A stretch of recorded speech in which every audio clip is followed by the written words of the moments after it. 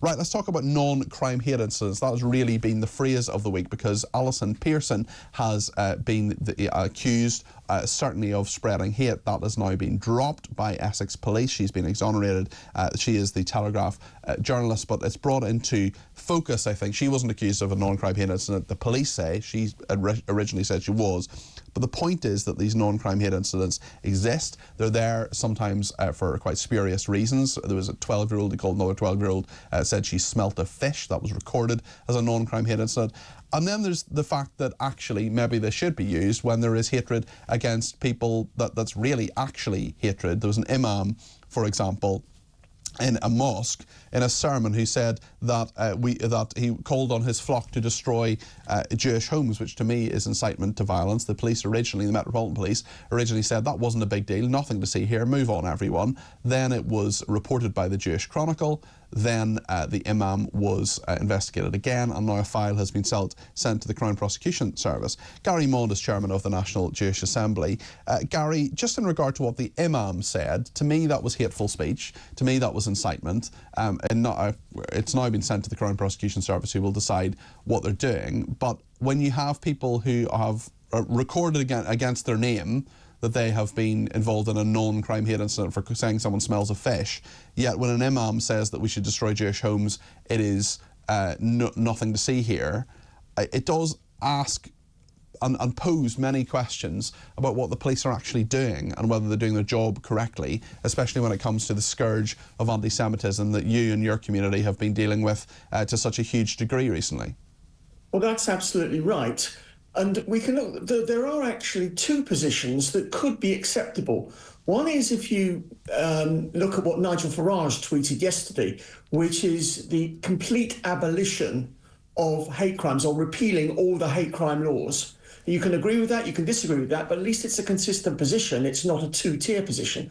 Or you could go to the other extreme, which is to say we must rigorously enforce hate crime laws against everybody. What the Jewish community is furious about is it's one law for one group and another law for another group. That is the key problem.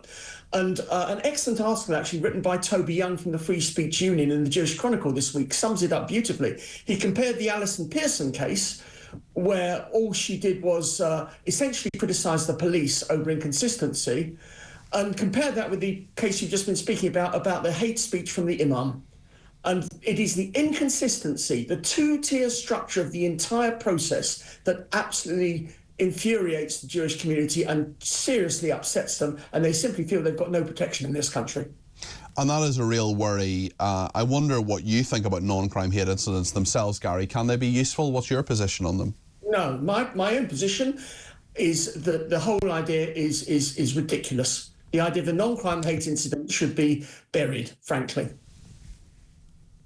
Gary, I wonder if I could ask you as well about this Irish pub. This is a story that I just think is absolutely horrendous. This is in the Republic of Ireland. The Celtic, or Celtic, I'm not sure how to pronounce it, in this instance anyway, Marine Bar in Bundoran in County Donegal. That's a picturesque town on Ireland's Atlantic coast, popular with tourists. They put up a sign last week saying, "All Zionists are barred from the bar, stop the genocide, free Palestine." The publican, who's called Aaron Neelis, we did ask him on the programme today, he said no, told the Jewish Chronicle that the Zionist ban was bringing in loads of business and that locals love it. If any supporter of Israel tried to buy a pint of Guinness in this establishment, he added, he would put them out.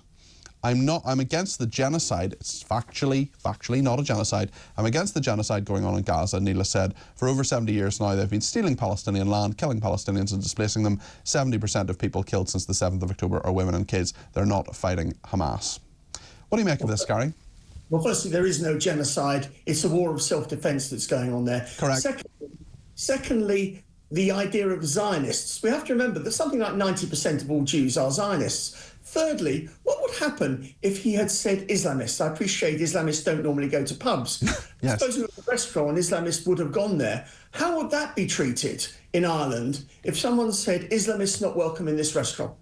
Well, indeed, and also, you know, supporters of any political or indeed religious kind of idea? What if he said supporters of Black Lives Matter not welcome in this pub, for example? I mean, it is up to him. Apparently, I have a barrister friend in Dublin. I asked about this. I said, what is the law around this? He is within the law in doing this, apparently. But yeah, I mean, as a complaint directed to the local tourism board said, if he'd said no Catholics or Muslims, you're sure would be removed by now. I hope this does not reflect the true nature of your town and that you're not anti-Semitic.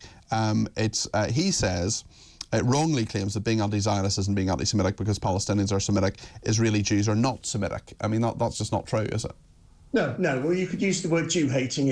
I've always preferred the word Jew-hating to the word anti-Semitic because the latter word is potentially capable of being misused. But it brings me back to the first point. You need consistency. And you either take the Farage position, which is consistent, there are pros and cons of it, of course, or you go to the other extreme, which is to treat all hate crimes equally, which we're not doing at the moment. What we've got some muddle in the middle, which is what is causing the problem, where some groups are treated differently to other groups. Gary, thanks for your thoughts. As always, Gary Mond there is chairman of the National Jewish Assembly.